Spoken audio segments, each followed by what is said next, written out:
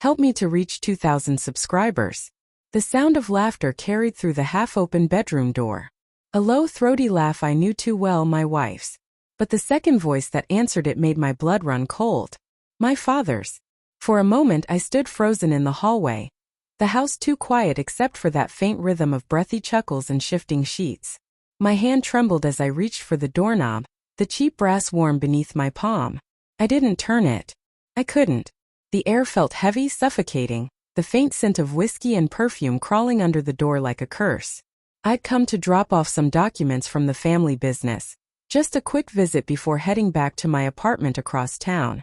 My father had insisted my wife, Anna, stay with him for a while to keep him company after his heart surgery. I thought it was sweet of her. Thought it showed what a caring woman she was. The laughter stopped. Silence. Then the sound of a bed creaking. I heard her whisper, "He'll be home soon." My pulse thundered in my ears. The image of them together, her pale skin against his aging body, clawed at my mind. I wanted to storm in. I wanted to scream. But something in me broke instead. I stepped back down the hall and out of the house without a sound. Outside, the autumn air bit at my skin. I could smell burning leaves from a neighbor's yard, sharp and acrid, and the wind carried with it the faint sound of church bells. My knees buckled on the gravel driveway. I stared at the ground until my vision blurred. My father. My wife. I didn't sleep that night. When dawn came, I sat on the edge of my bed, watching the sun bleed through the curtains. Every memory felt tainted. The Sunday dinners, the family barbecues, the way my father had once called her his second daughter. I wondered when it had started. Had it been during his recovery? Or before? The phone buzzed on my nightstand. A text from Anna. "Good morning, love. How's your day starting?" My fingers hovered over the screen. I typed nothing. Just stared until her words blurred into static. Then another text came, this one from my father. "Lunch at the club later? Got a business proposal to discuss." Business. Right. I spent the day pretending to work, though all I did was replay their voices in my head. By evening, I decided to confront them subtly. I couldn't just accuse them outright. I needed to see it in their eyes. That night, I arrived at my father's mansion earlier than expected. I parked down the street and walked up quietly. Through the window, I saw them in the living room.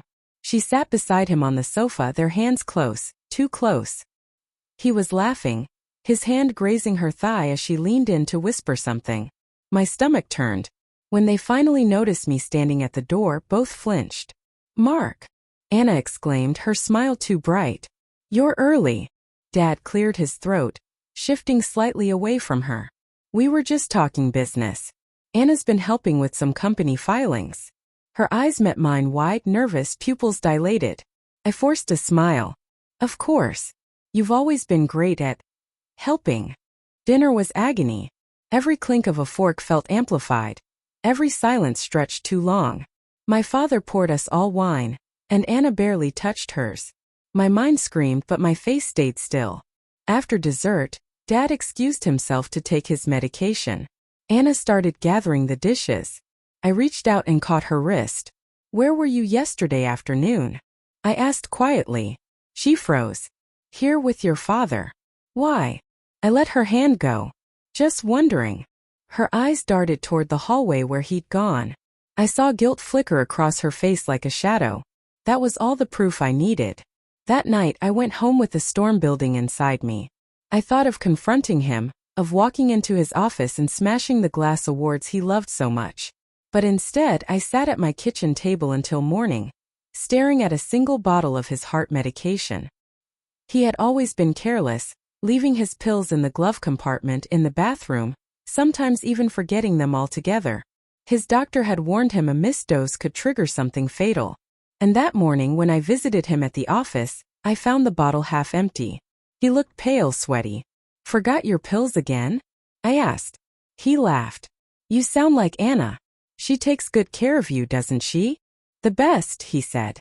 "You're lucky to have her." My jaw clenched. I was. He frowned. "What's that supposed to mean?" I didn't answer. I just watched him take a sip of his coffee, oblivious, trusting. For a split second I almost told him. I almost confessed that I knew everything. But then I remembered his hand on her thigh. Her whisper. The betrayal twisting in my chest like a knife. Later that evening, I got a call from Anna. Her voice was hysterical. "Mark, your dad collapsed. They're saying it was a heart attack. Oh my God, please come." I drove like a man possessed. When I arrived, paramedics were already loading him into the ambulance. His body looked small, fragile. My father, the man who'd taught me everything, gone. Anna clung to me, sobbing into my shoulder. I held her stiff, hollow. At the hospital, they declared him dead on arrival. That night, as I watched her cry beside his body, a strange calm filled me. She looked devastated. Maybe she truly was. Maybe she had loved him in some twisted way I'd never understand. But when she turned to me, her face streaked with tears, something in me hardened. "Mark," she whispered, "I don't know how to live without him." Her words cut deeper than any knife. "Not without you, but without him." I walked out without a word. The funeral was quiet, tasteful, attended by the city's elites. Anna wore black lace, her eyes hidden behind dark glasses. Everyone thought her grief was beautiful, poetic. They didn't know the truth. After the service, she came to me. "I don't know how this happened," she said softly. "He didn't take his medicine that morning." I reminded him, but... "Don't," I said. "Don't finish that sentence." Tears welled up again. "Please, Mark, I never wanted." "You never wanted what?" I asked. "To destroy both of us? To make me hate him before he died?" She opened her mouth but said nothing. I turned away. Later that night, alone in my father's study, I opened the drawer where he'd kept his pills. The new bottle I'd left there was untouched, except for the one capsule I'd replaced days earlier.